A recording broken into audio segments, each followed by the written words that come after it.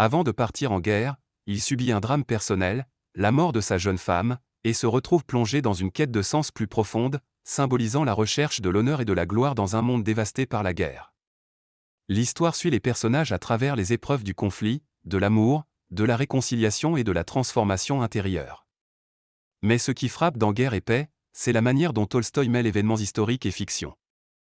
Les grandes batailles, comme la fameuse bataille de Borodino, sont décrites avec un réalisme saisissant, mais aussi une réflexion philosophique sur le rôle de l'individu dans le cours de l'histoire.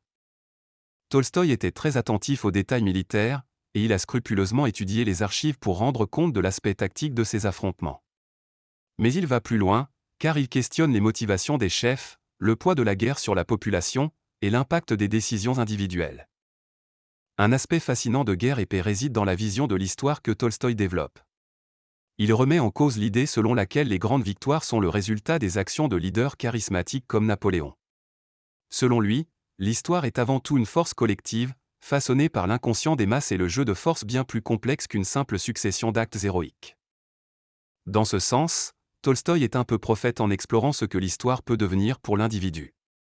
Il nous montre que même les personnages qui semblent insignifiants, comme le simple soldat ou la femme dans l'ombre des hommes, ont une influence fondamentale sur le destin des peuples.